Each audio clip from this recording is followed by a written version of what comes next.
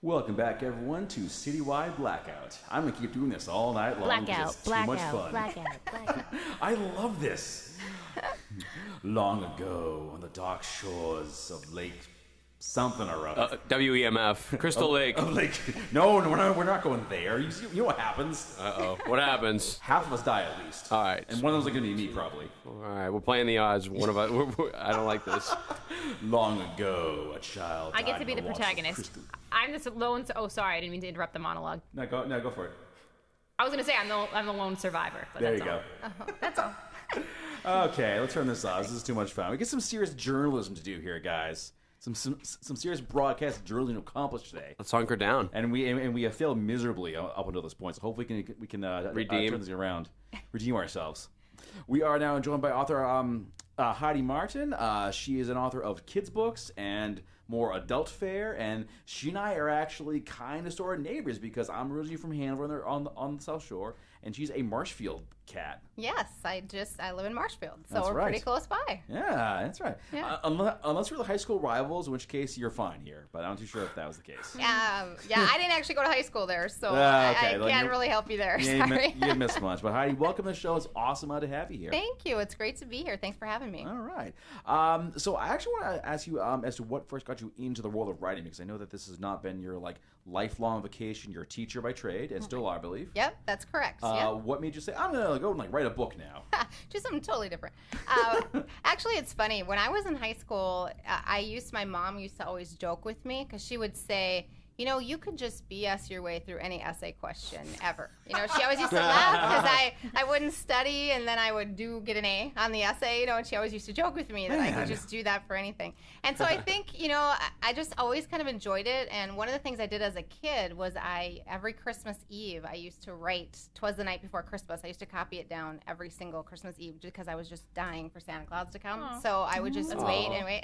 That's cool. And so I think I kind of always had a love for it, and I did journaling and things like that. But then when I got to college, as a lot of us do, our lives get busy, we do other things, and so I kind of went into teaching, and I kind of just lost touch with it a little bit. And then as I did the teaching thing for a while, I kind of got back to journaling and doing things, and then we moved away. I grew up in Minnesota, and then we moved to Illinois, and I actually decided to just sit down and write a book about a past experience that I had had. And I didn't want to publish it or anything. I just did it for myself, just for a healing kind of book.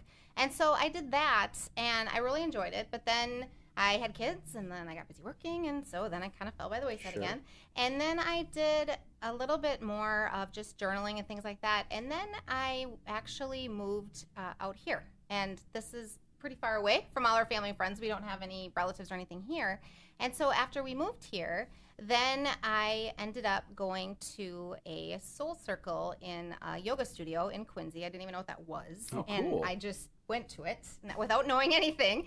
And they had an experience where we were supposed to visualize. It was a visualization thing, what we saw. And I ended up having what we were most passionate about, and writing actually came up for me during that visualization exercise. Cool. And so I promptly went home and started working on my novel. So that's kind of how that started. But even before that, which is interesting, one afternoon when my kids were 3 and 5, just before we'd moved here, I watched them playing outside, and I'd always liked to rhyme and things like that. And so I just literally wrote a children's book, not knowing it was going to be a book at the time, but I just wrote it in an afternoon.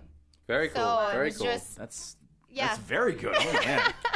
That was a little easier than the novel, though. I'll be honest. I don't think I've ever accomplished anything on that scale in one afternoon. Well, it did get edited. I mean, I'll be honest. Oh, yeah, of course. But It isn't it wasn't amazing how you might just be going through a period of, I don't know, you have these thoughts in your head, and all of a sudden it just comes pouring out of you, and it's that's Yeah. It's That's therapeutic, cool. right? Yeah, it is. And that's really, the Treasure Hunt book was really for my kids, and I love doing that. But the Refuge book for me was really that experience where it just really poured out of me. I really feel like the story kind of wrote itself in a way, that it was just a story that I had inside of me that just came out, and it was just a very cool thing to be a part of.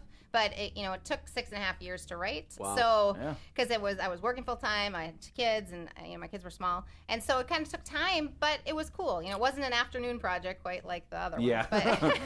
But, it's an awesome cool. afternoon though. Yeah. You could do the whole book in that time. It was pretty productive. It's kind of fun because I actually wrote it on construction paper in colored pencil, and so it's really fun to go back and see the first copy of it. Because everything's crossed out and it's all because I just grabbed what was close by. Yeah, and keep those. I was gonna say you have to keep that forever. I did. I Maybe actually make a little scrapbook or something. Yeah, I actually laminated it. Perfect. Very cool. That's Probably safe. merch someday. Yeah, maybe. Absolutely. Yeah. Seriously. Like original copies. Yeah, that's true. That's a big deal. Yeah. You can't say that stuff. Yeah. So it's cool.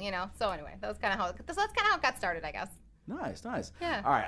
I want to talk about the refuge. Okay. So to give folks a quick overview, this centers around the character of Anna Waters, who tragically loses her unborn child, right. and then she kind of like dives like into her work, endless hours and whatnot, basically closing everyone off, and she winds up with basically nothing.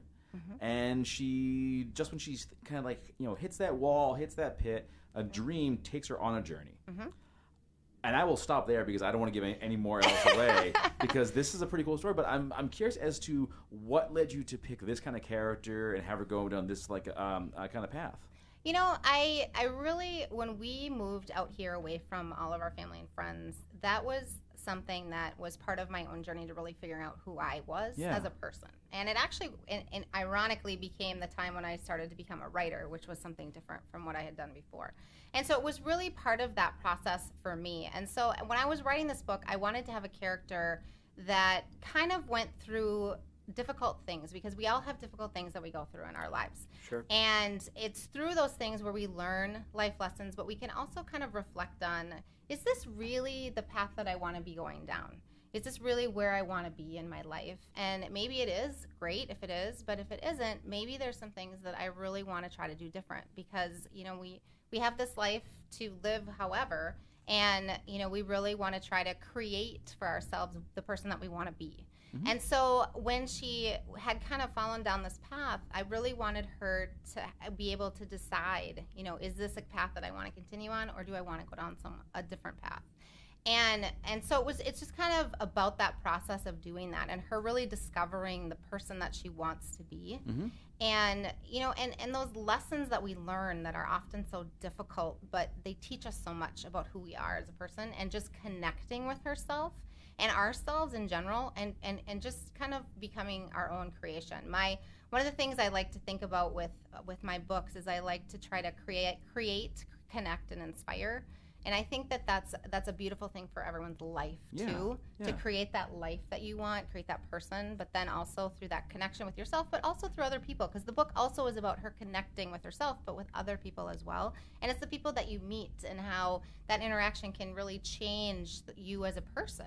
And how important those connections really are, and to just living that life, and to really not give up when you have those hard times, because we all have them.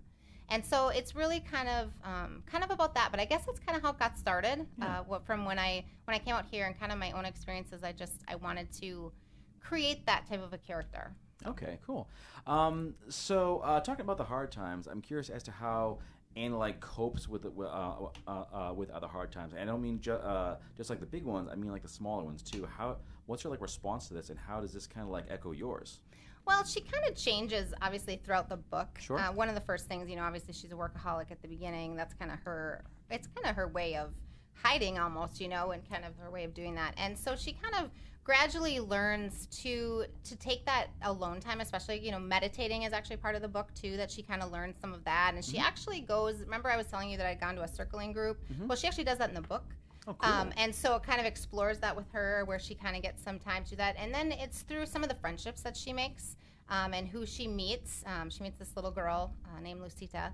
And so she kind of through that relationship and really her kind of healing her own past and being able to deal with the things that she does. And for me personally, I feel like that was a big part of my own journey, was trying to really look at the things that had happened to me, but really trying to deal with them and heal with them, because I feel that a lot of times when we're most vulnerable, we can heal the best.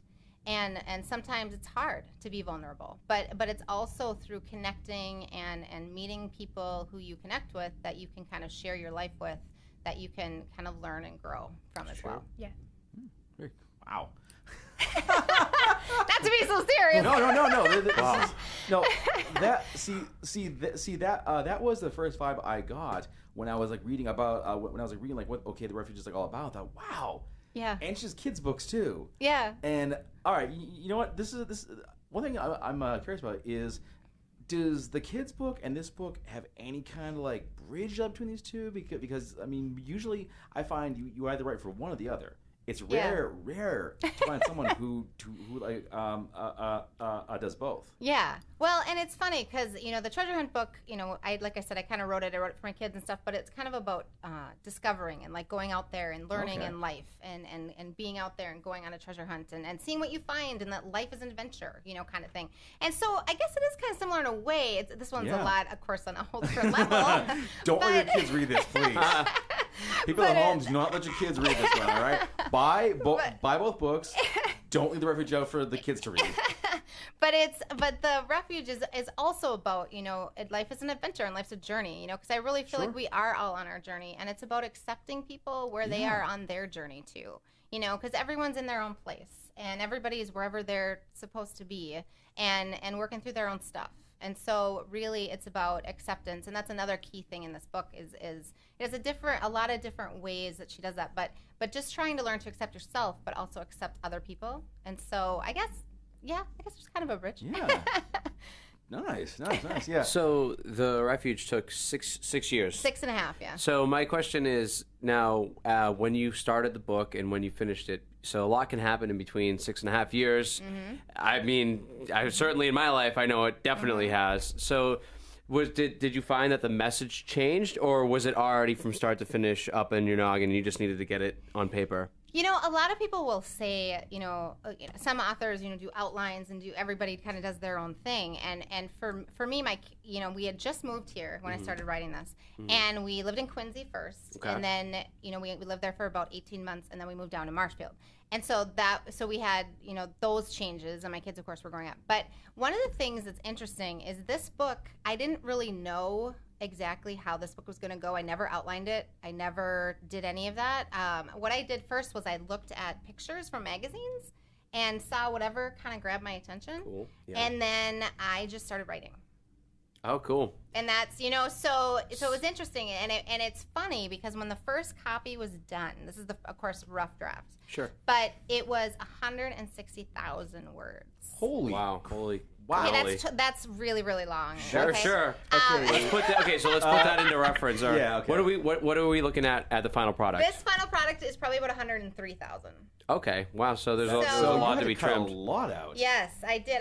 It's funny because the hardest part I found for the book, for me, it wasn't actually the writing part, because it really poured out of me. I was able to write it pretty easily. I mean, it took time, but it was the editing part, because and I believed in hiring a professional editor, because I believe they know what they're doing. Sure. Yes. And welcome to taking your ego out of it, because when you get an editor, they're gonna tell you exactly and tear it apart. And they did, and they cut it in half. It became 80,000. Oh wow. Okay. So now we went from 160,000 to 80,000 back up to the final product is at 103. Mm-hmm. So talk about keeping the message the same in a more condensed format. Yeah, I mean, and that's the thing is I kind of had this message that I wanted to get across. It's kind of similar, that through it all you can endure, and acceptance and all that. And I did want all that in there, but it really had to become more refined. And then you had to kind of take out even some characters I ended up taking out that were kind of extraneous that I didn't really need. But the interesting thing about the editing process was, if you change a character at all, you have to change it in the whole thing. Right, the children's books are much easier, because in the big long books you have to do that. And then so I ended up changing characters, and then sometimes I would maybe change them back. But the editors were great, because they always said, you don't have to do what we say. I mean, it's always you could do it. But I knew that they knew what they were doing, and so but it was really a process of honing down those characters, making them become a part of you. And honestly, I know that these characters are fiction. I really do.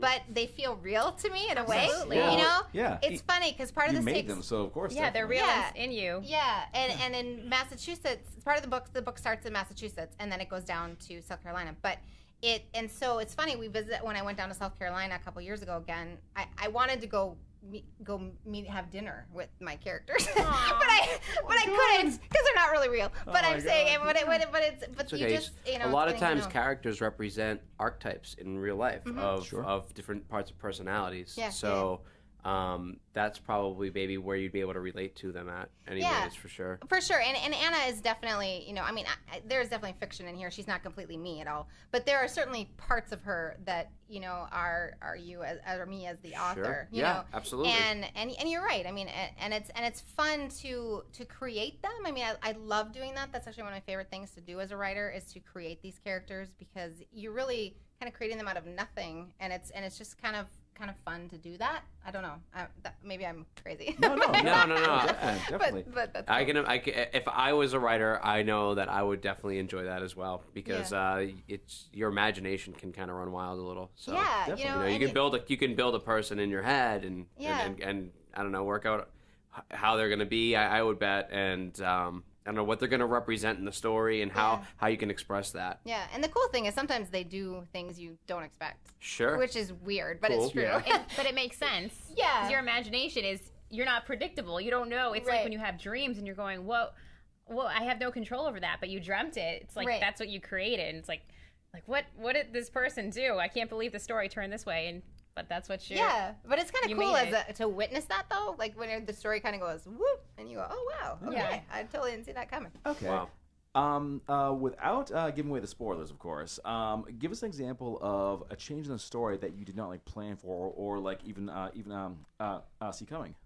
Well, it was kind of interesting because, you know, it's funny, in the editing process, I actually had a different ending than the actual book ends. Whoa. So that was... That's a big change. That's kind of was a huge change. Yeah. It's funny because actually my husband read and a couple people read my original first one, and it's funny because then when they read the one that was changed, they went, whoa, wait a minute, what happened here? You know, the ending is totally different. Yeah. You know, but that was kind of a crazy thing I didn't, you know, see coming. And sometimes, you know, characters will act a certain way or do something that you kind of go, interesting. I go, Big change. It was all a dream. Right. Yeah.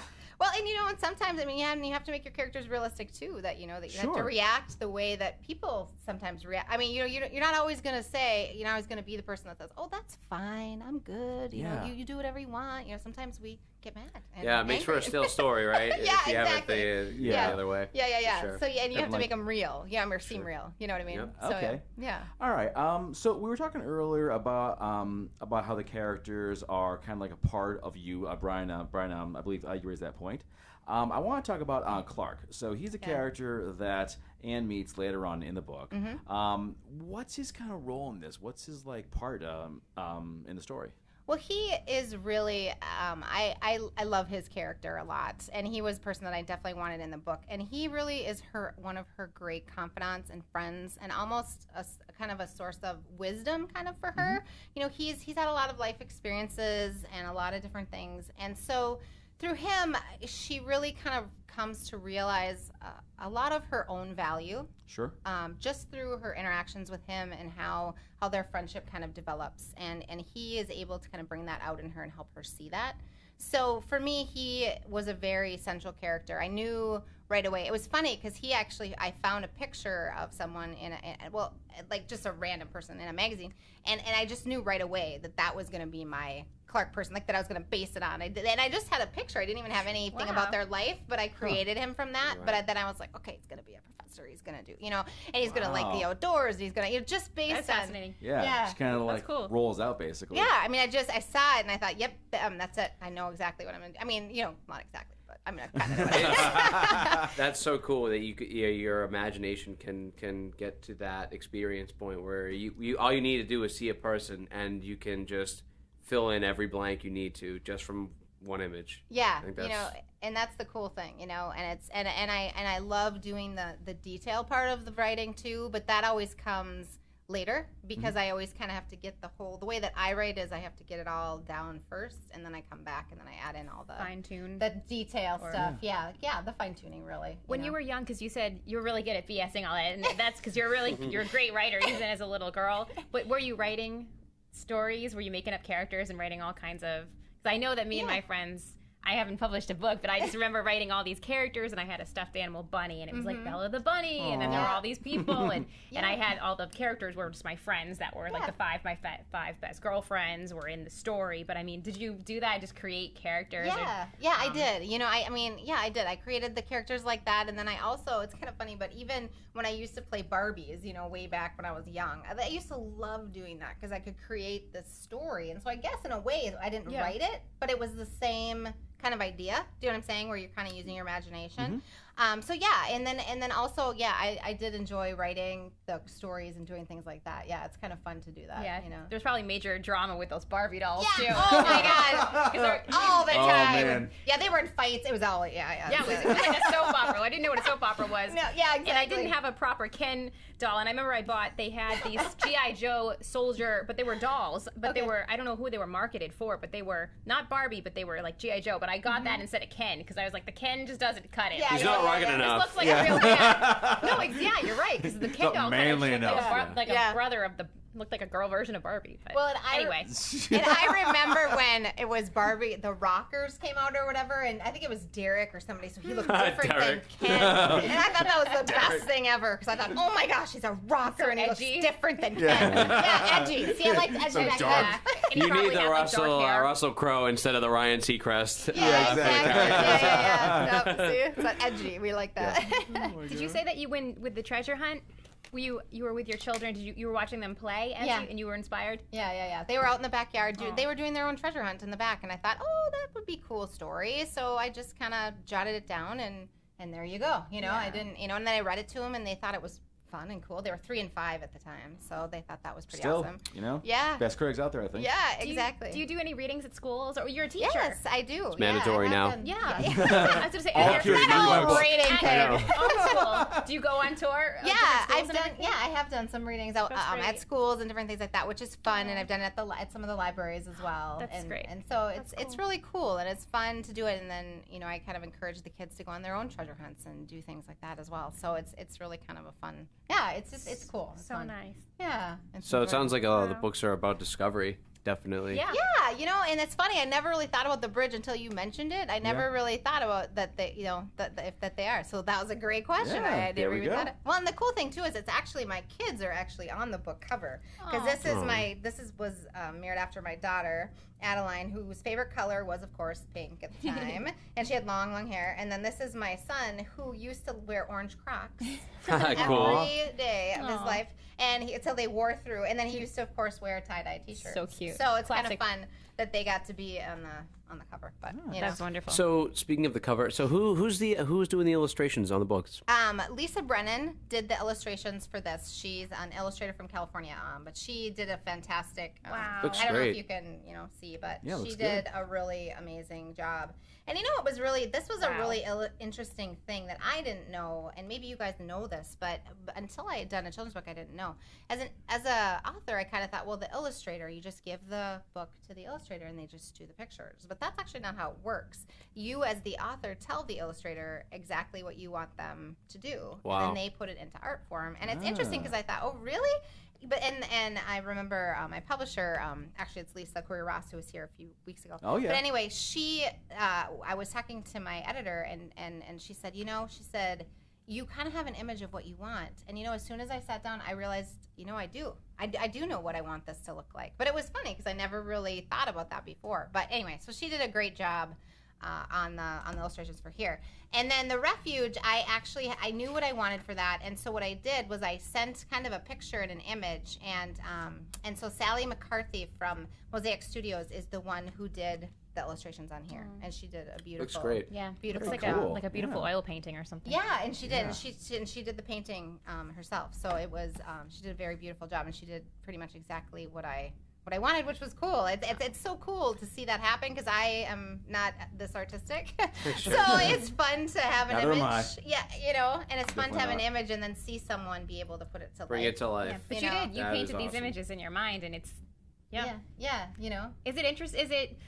Isn't it funny to see? Because it makes me think of. So we're musicians, and when you have a we're musicians. No, I don't mean to brag, no big deal, but we play music. We make music. That's awesome. Paint with words. It's all so. That's what we do. It's all so alike. Pretty much. It's so similar. Just another form of expression. But I was just saying, it's just when there's a song and you have it in your head, and maybe you lay down, like with me, you have the foundations, like the piano and the music.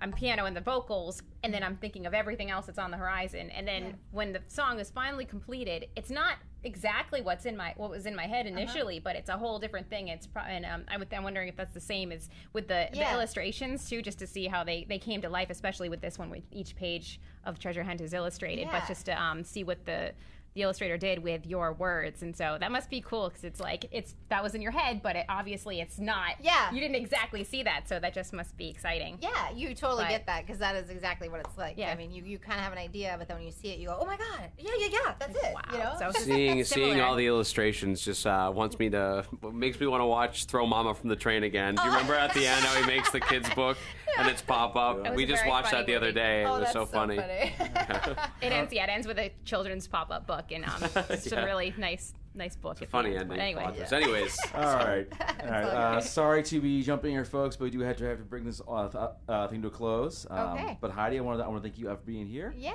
thank you. And where do folks go to learn more about you and to get your books? You can go to HeidiMartinBooks.com. That's my website that you can go to, and that has a link on it for the books. I also have a blog on there.